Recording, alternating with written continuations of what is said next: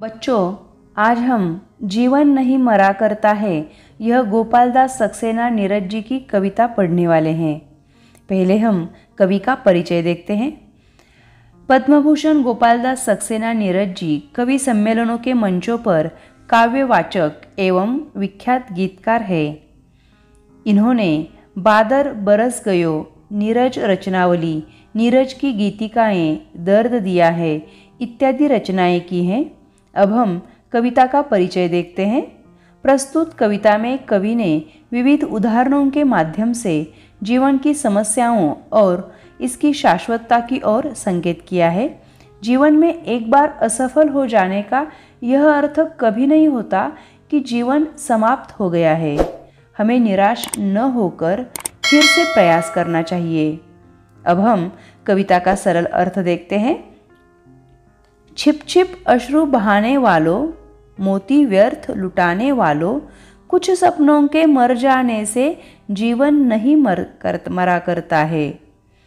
यदि हमारा कोई सपना पूरा न हो पाए, समय से पहले ही हमारा सपना टूट जाए, तो हमें निराश नहीं होना चाहिए। छिप छिप कर रोना बिल्कुल नहीं चाहिए। आंसू रूपी मोतियों को व्यर्थ नहीं बहाना चाहिए। कुछ सपने यदि पूरे नहीं हो सके तो जीवन समाप्त नहीं हो जाता। हमें हार नहीं मानना चाहिए। आगे देखते हैं। माला बिखर गई तो क्या है, खुद ही हल हो गई समस्या। आंसूगर नीलाम हुए तो समझो पूरी हुई समस्या।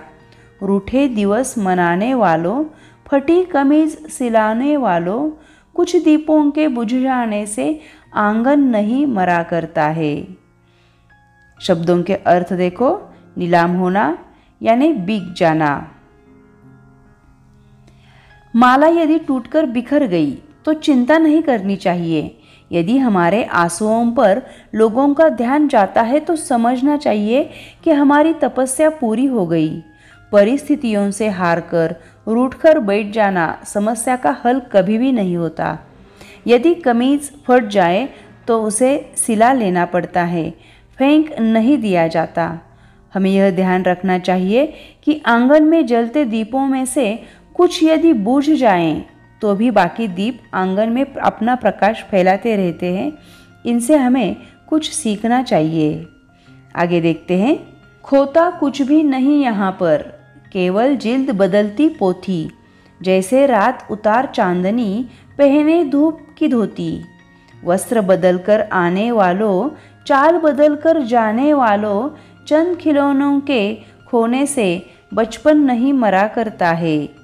जिल्द यानी पुस्तक का बाह्य आवरण।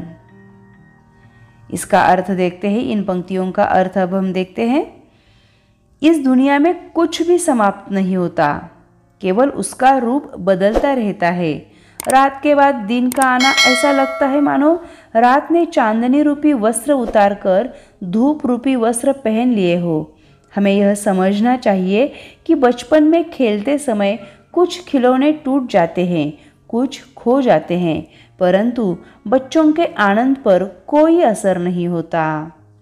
कितनी बार गगरियां फूटी, शिकन्न पर आई पनघट पर। कितनी बार किश्तियां डूबी, चहल पहल ओही है तट पर। तम की उम्र बढ़ाने वालों, लव की आयु घटाने वालों, लाख करे पतझर कोशिश, पर उपवन नहीं मरा करता है। हम कुछ शब्दों के अर्थ देखते हैं। गगरी यानी छोटा सा घड़ा। शिकन यानी सिलवट, चिंता। पनघट यानी वह स्थान जहाँ लोग पानी भरते हैं। किश्ती यानी नाव। चहल यानी पहल। तम यानी अंधकार। पतझर यानी पत्ते झड़ने की ऋतु। अब हम इन पंक्तियों का अर्थ देखते हैं। पनघट पर पानी भरने वालों का हमेशा आना जाना लगा रहता है। जाने कितनी गगरियां वहां आए दिन टूटती रहती है, परंतु पनघट उनका कभी शोक नहीं मनाता। वहां की चहल पहल पर कोई फर्क नहीं पड़ता। निराशावादी दृष्टिकोण रखने से मन मस्तिष्क में अंधेरा बढ़ता है और आशा रूपी प्रकाश की लौ की आयु कम हो जाती है। पतझड़ आता है, उपवन के पुष्प पत्ते सब झड़ जाते हैं।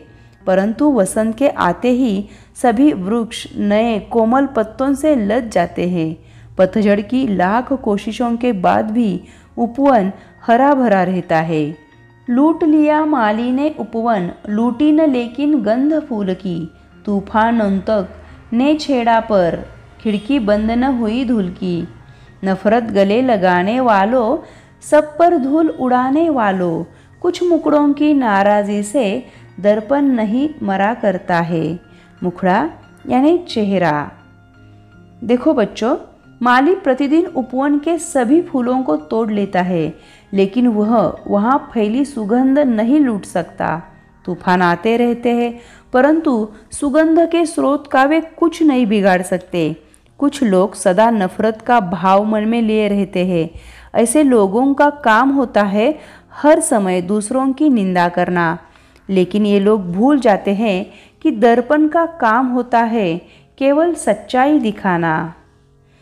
बच्चों, आज हमने जो जीवन नहीं मरा करता है यह कविता देखी। उसमें हमें बताया गया है कि जीवन में एक बार असफल हो जाने का यह अर्थ कभी नहीं होता कि जीवन समाप्त हो गया है।